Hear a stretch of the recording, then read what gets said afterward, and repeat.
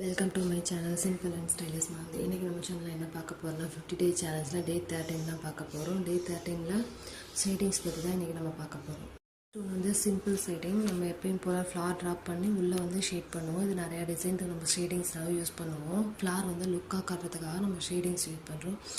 இப்போ ஒரு leaf shape போட்டுட்டு அதை கீழே வந்து லைட்டாக ஷேட் பண்ணி வர்றோம். அந்த போட்ட டிசைன் வந்து மெஹந்திலேருந்தே அப்படியே எடுத்து வர்றோம். ஒன் வந்து அதே மாதிரி தான் டபுள் லேயர் போடுறோம். மேலேயும் போடணும், கீழேயும் ஷேடிங்ஸ் கொடுக்கணும். அதே மாதிரி பக்கத்தில் உங்களுக்கு ஒரு ஃப்ளார் ட்ராப் பண்ணி அதில் உங்களுக்கு போட்டு காமிச்சிருக்கேன் பாருங்கள்.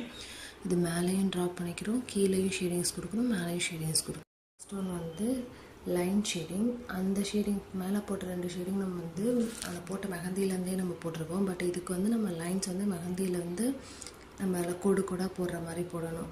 நம்ம ஃபஸ்ட்டு போட்டதுலேருந்து நம்ம போட்ட டிசைன்லேருந்து அந்த டிசைனில் இருக்க மெஹந்தியை வச்சு நம்ம இழுத்து விட்ருப்போம்.